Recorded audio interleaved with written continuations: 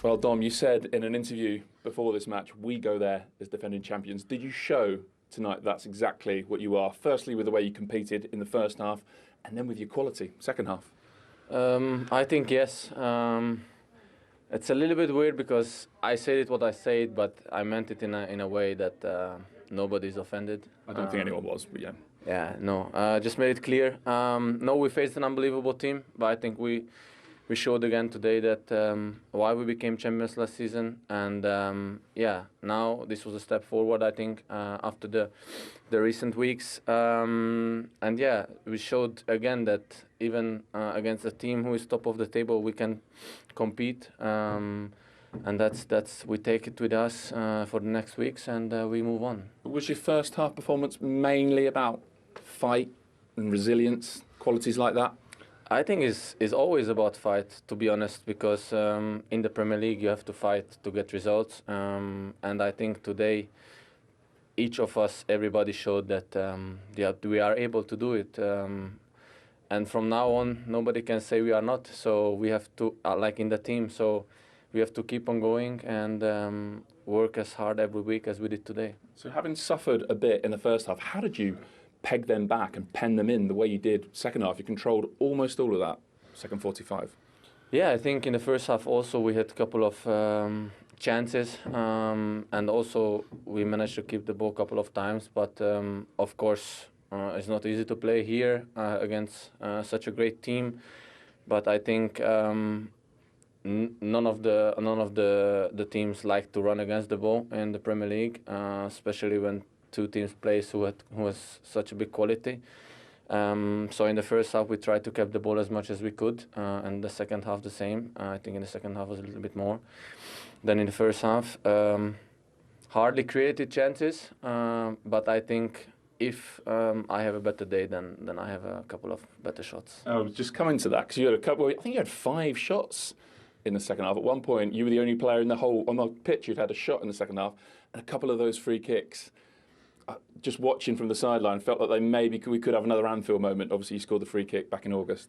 Yeah, no, it looks like I still have to practice even more, and also about my shooting. But yeah, they defended well, and we take the 1 point. Can I just ask you what you made of what happened at the end? I saw that you were right there. Conor Bradley obviously went down injured. Martinelli trying to roll him off the pitch. What did you make of that? Did that anger you as Liverpool players? I see that Conor twisted his knee. I don't know what is going on with him, and obviously he didn't want to come back to the pitch for to make it time wasting or something.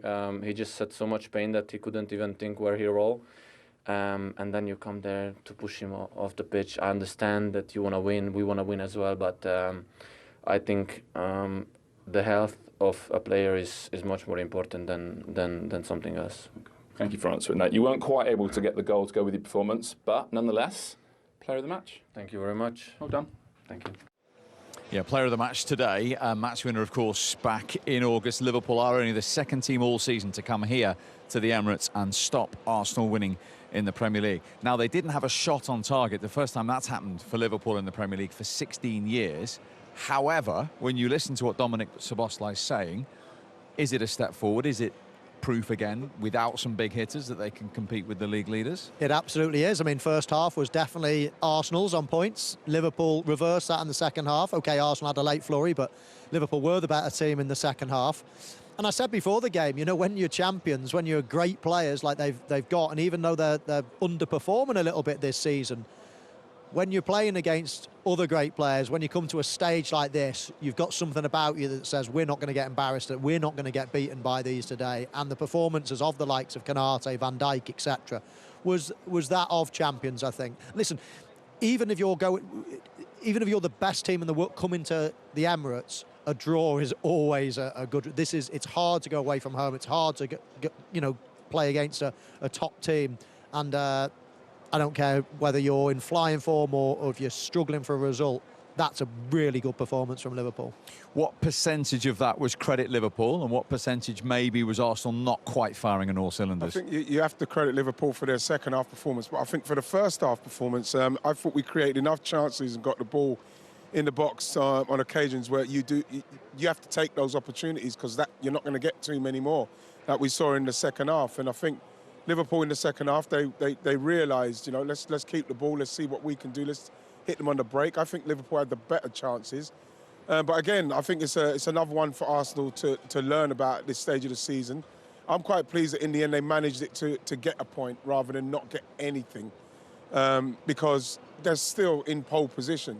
You know, that was a tough game in the second half, simply because I think that you have to be more ruthless in the first half about the chances what you're creating to take, because chances, they change games. And if they score them chances, they don't get nervous in the second half, they don't drop off a bit, they don't give Liverpool the time that they had, they would go for them a little bit more. And I think that that's what happened. You have to take those chances, what you create in the first half, to finish teams off. You've got to be ruthless. And if you don't, a club like Liverpool and a team like Liverpool, they'll bite you. And in terms of chances, was that just what was missing from Liverpool today? You heard Dominic Szoboszlai say he had a few shots there. They didn't have, like I say, one on target in the whole game. It's just that final ball, that lacking that little bit of quality at times. It was, and it's understandable when you look at, you know, the types of player that are missing. You know, the Mo Salahs, the Isaks, the FTKs.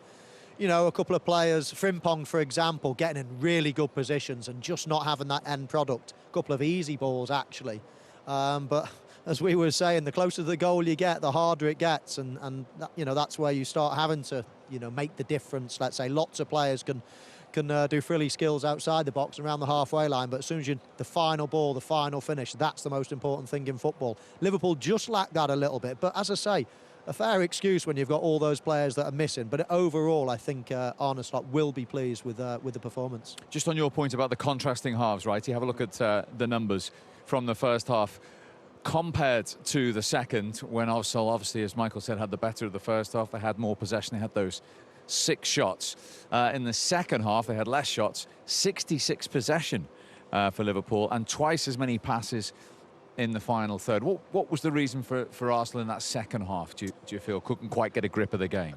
I didn't think, like the closing down initially to get to Liverpool, I didn't think that happened. I think as soon as Liverpool got the ball, kind of dropped off, and just, you know, then Liverpool go across, see if they could pass it through, then they tried win it back then and tried to break. I didn't think that was working very well for us. Thought maybe the substitutions could have been a little bit earlier to get a little bit more energy. Would like to have seen Jesus earlier, maybe Noni Madueke a little bit earlier to get a little bit more pace, a little bit more buzz, a little bit more zip into the game. I thought that came, and we saw a little bit with Noni Madueke, but by then, I think that the second half, what we showed was a team that is trying to finish it, and you could feel nerves. I think there was a little bit of nerves. I thought that there was a little bit of like, let's just be careful here. Let's not lose this now. And I think that what we've got to have there, I think the attitude we've got to have is we've got to be, we're going to win this. And then if we don't win it, okay, we'll take that. But we can't be safe. I thought we felt a little bit safe and nervous there. Do you think Liverpool sensed that in the stadium as longer that second half went on? A little bit, and they grew in confidence as well. As soon as you start knocking a few balls around, then you start growing into it and thinking, hang on a minute, we can get something here.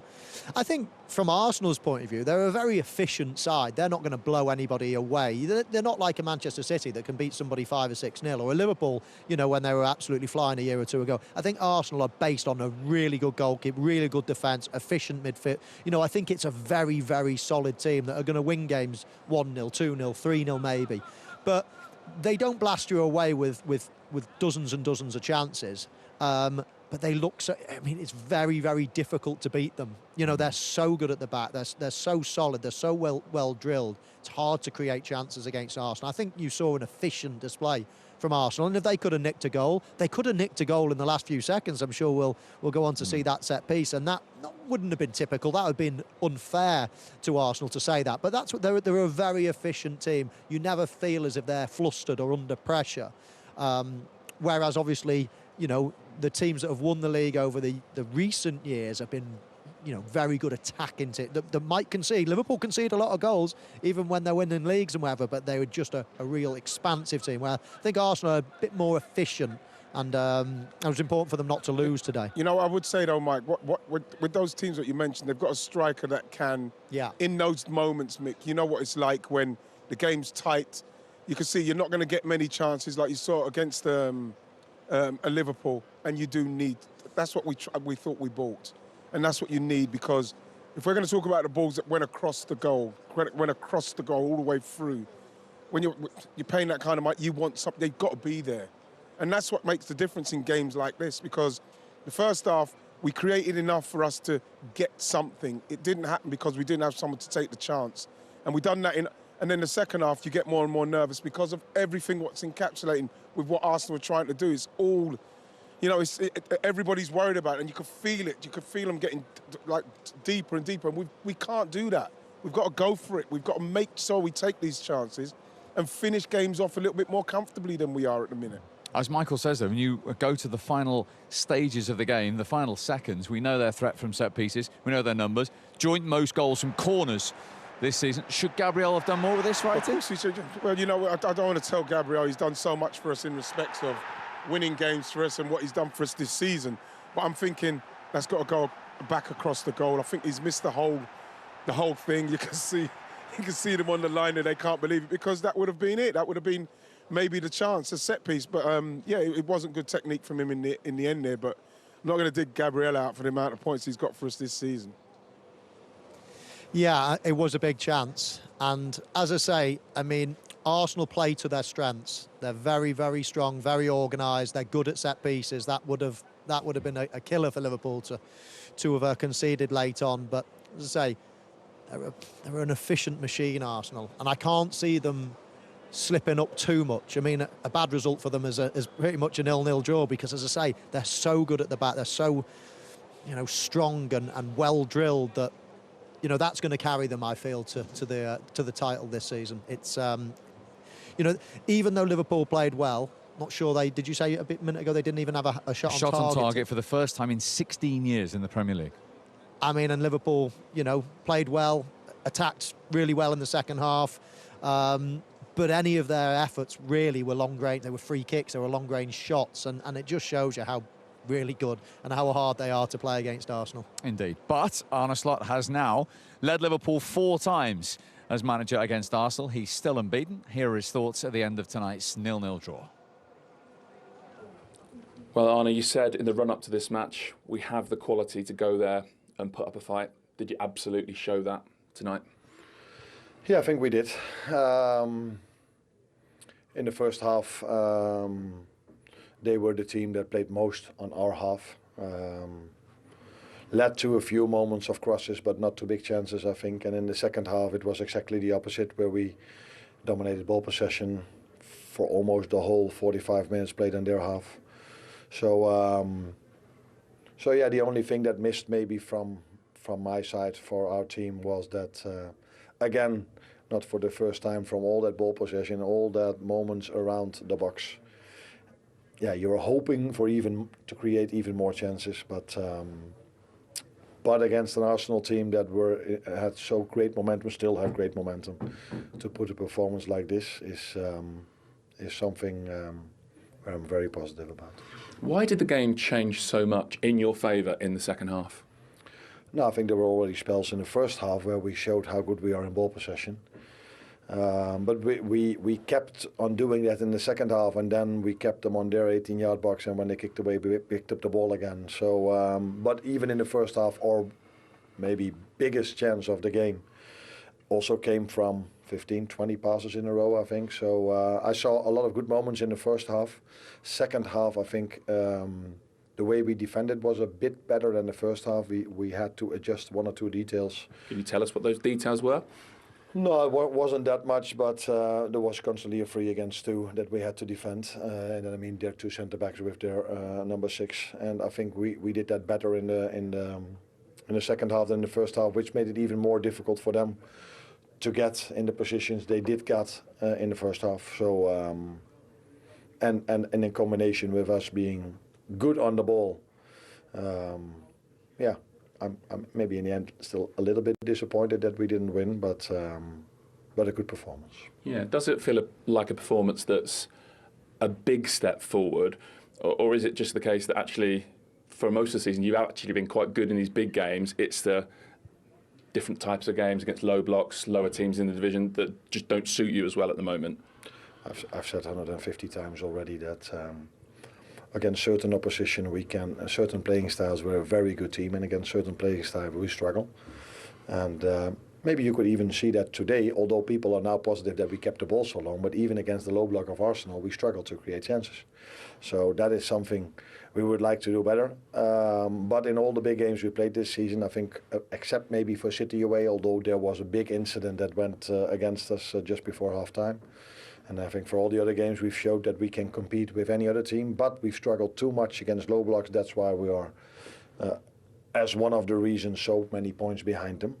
And of course, it's good that we show going into the second half of the season that we can compete with any team in England, but I think also in Europe. What is possible in the second part of this season for Liverpool? I think the gap between you and Arsenal is 14, which, I don't know, you tell me, it seems like too much, but obviously there are, in terms of qualifying for the Champions League itself, there is still an awful lot to play for. Yeah, and don't forget the FA Cup, which is the next game coming up. So, let's first hope that the injuries we have, we come back as soon as possible. But I'm afraid that another injury has come up today, because let's hope for the best, but I fear the worst for Conor Bradley. Did that upset you at the end? Not just the injury, but the way particularly Gabriel Martinelli handled it? I think if a player of us is on the floor, people might know by now that is, normally I say 99 out of 100 times, or maybe I should say 100 out of 100 times, then there's something wrong with that player. And I think you could see this. So, you don't like to see a player being moved if he might have such a big injury. That was indeed an incident that happened, that I didn't like to see one of my players being moved out of the pitch if he might have such a big injury, which we don't know yet, but might be. Okay. Thank you. You're welcome. Well, that is a concern for Liverpool, and of course for poor Conor Bradley, who's been so unfortunate with injury. Some fairly strong words there from Arne Slot. The incident was just down to our right-hand side here, with the challenge on the Northern Ireland International, and then the reaction from Gabriel Martinelli. What did you make of this, Michael? Well, first of all, it does look a nasty one. There looks like there's a roll of the ankle there, and he's in some pain. You see him tapping the floor. It's an awkward one, because 9 times out of 10 players can go down and can stay down. I mean, I don't necessarily agree with Arne Slot there. Frimpong stayed down when he thought there was a penalty early in the first. I think there was no way he was hurt there, but he stayed down. I don't necessarily agree with that. However, that's poor. Throwing the ball at him to start with, and then pretending that you are concerned by patting him and saying, "Oh, are you okay?" and then sticking your knee in him and trying to push him off, and then using your arms to push him off. That's not good. And obviously it's made worse by the fact that it could be a serious injury. And as I say, 9 times out of 10, it's okay to do that. People play acting, people are wasting time, whatever. But there was no reason for Liverpool to waste time at the minute. They were having a good second half. And the outcome of it, if Conor Bradley is seriously injured, it's not a good look for Martinelli, not at all. Can you understand why the Liverpool players were incensed there? Yeah, absolutely. And, I'm sure, I know Gabriel Martinelli, and I know that he's not a mean-spirited person. The fact is, he's probably the latter stage of the game, feels like they're under pressure, trying to win the game. Last stages, that's out of order. Absolutely, there's no excuse for that. And you can see now, you can start to see that he looks like he's in pain. So that don't look good on his point of view. And again, look from his point of view, he's thinking that he's gone down, the game's over nearly, and he's wasting time. That's what he's thinking. Has he taken that from the fact that Frimpong was doing it in the first half? I don't know, but there's no excuse for that. I can't really say anything other than he probably thought it wasn't as injured as he was. Yeah. And how much do you feel for Conor Bradley? Because it seems just when he gets in the Liverpool team, when he gets a run in the Liverpool team, something like that happens to him. Yeah, and it's not like a repetition of the same injury all the time, is it? It's different injuries. Yeah. Well, let me just give you this stat. His longest run of consecutive starts in his Premier League career is 8. Wow. And not so long ago, I was reading numbers, maybe only about 3 or 4 weeks ago, and someone told me that he's actually been injured about 50% of the time. He's not been available for selection in about 50% of games in the last 2 years. For somebody that's very young, that's not a great stat, obviously. And it's the reason why when Trent Alexander-Arnold left, Liverpool didn't just sit back and think, right, Conor Bradley's our right back. They had to go and get cover because of that injury record. And of course, Frimpong then came in. Ironically, he got injured as well, and we've seen Endo play there. We've been seeing Szoboszlai, we've been Curtis Jones, we've been Gomez. You know, there's lots of different stand-in right backs. Does that make this, what Arne Slot thinks is a serious injury, even more of a worry now going forward? Because it's been a problem position with all those players you've just listed having to play there. Of course, so they have got cover. As I say, you know, Frimpong's back playing now. He might have to revert to right back if Conor Bradley's injury is as bad as we first fear. Then they've got other people that can play out a position, let's say. However, it's not good, obviously, being young and getting injured so many times. I know, I felt it myself. It's the most frustrating, horrible thing in the world. I know people think, oh, you paid for this, you paid for that. It's... When you're 8 years old, when you're 10 years old, when you're 12 years old, you don't think of money, you don't think of anything else other than this, playing against Arsenal, playing in these big games. You just want to play football. All the fame, everything else comes with it, fantastic. But the main thing you want to do is kick a ball around with your mates. And it's so heartbreaking when that gets taken away from you. A bit of bad luck, whatever it might be. And it's happened again, sadly. You know, you could see the way he was trying to clear that ball. It was an awkward kind of turn what he done on his, you could see it, and you can almost see the way he kicked the ball out. When you watch him, he's there, you could see that Gabriel Martinelli, he actually wasn't looking at him, so he wouldn't have seen how he's gone down. So all that, again, I don't even like seeing it. All that's happening, but he's not seen that, because as soon as I saw that, the way he went down trying to clear it, he wasn't in contact with anybody. So I'm thinking, you know what I mean, he's done something there. And that's not good. It doesn't look good. I'm really sorry to see that. Hopefully it's not too bad for him. Yeah, we keep our fingers crossed for Conor Bradley. So he didn't finish the game, but in the first half, ironically, he was the closest to breaking the deadlock with this situation that happened. Great play from him, wasn't it? It was. Really good play. Liverpool did this a couple of times, right, as well. Played out from the back, really nice 1-2 touch football. Breaking quite quickly. I mean, it was Arsenal's first half, no question about it. But it was a nice move, and then the ball breaks back to Bradley. We were just debating. You were saying maybe if you go a little bit higher, take a bit of the pace off further into the corner. Kind of tried to curl it over towards the post because it's gone so straight. Look, it's flat, isn't it? Yeah, it's flat. It just needed a little bit of like that loop towards the post.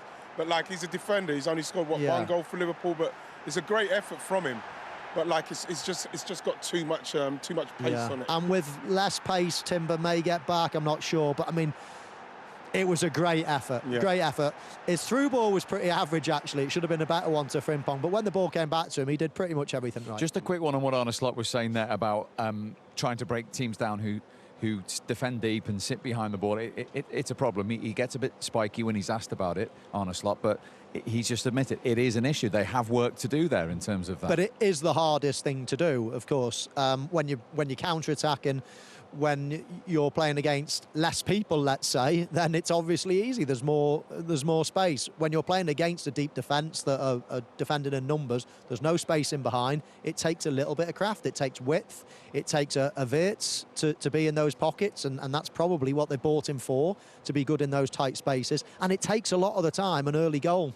And an early goal then opens things up. The longer it goes, the harder it becomes. Long-range shooting as well. You know, you become a little bit desperate. That's what Liverpool have ended up doing a little bit today. But yeah, low blocks will always be difficult to score against. That's why people do it. That's why people come here to the Emirates and play against Arsenal, and a lot of the time they do it themselves. The thing about it is the player that they had, what was brilliant in that, was Luis Diaz. So if you're not going to replace like for like for the low block, then you're probably going to end up with games like that, because you look at Frimpong, unbelievable pace, he gets down there, but his end product seems to be something that he's lacking at the moment. But like, you get rid of a Luis Diaz who can open teams up with a low block with his skill, his trickery, and you lose that and you don't replace that, then you are going to have a problem with it. Okay, that is the Liverpool reaction.